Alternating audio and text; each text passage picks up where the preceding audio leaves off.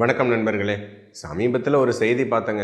புடவை கட்டினால் கேன்சர் வருமா அப்படின்னு ஒரு செய்தி. இது என்னடா புது பொருளியா இருக்கு?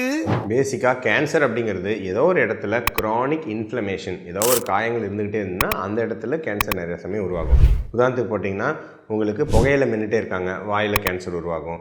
அப்புறம் ஸ்மோக் பண்ணுறாங்க, அந்த இன்ஃப்ளமேஷனால் நுரையீரலில் அப்புறம் உணவு குழாயில் கேன்சர் உருவாகுது.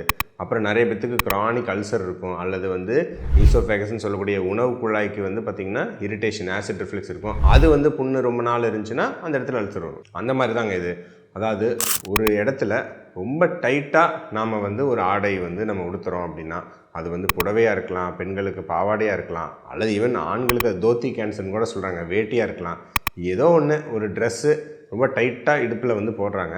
அந்த இடத்துல சிலருக்குலாம் பார்த்திங்கன்னா ரொம்ப டைட்டாக போடும்போது அந்த இடத்துல தோலே அப்படியே கருப்பாக ஒரு மாதிரி திக்காக நார்மல் சாஃப்டாக இல்லாமல் அப்படியே ஒரு ரஃப்பாக இருக்கும். அந்த இடத்துல ஒரு புண்ணு வருது. அந்த புண்ணை ரொம்ப நாளாக ஒருத்தங்க கவனிக்காமல் இருக்காங்க. அந்த இடத்துல மார்ஜுலின் அல்சர் அப்படின்னு சொல்லுவாங்க.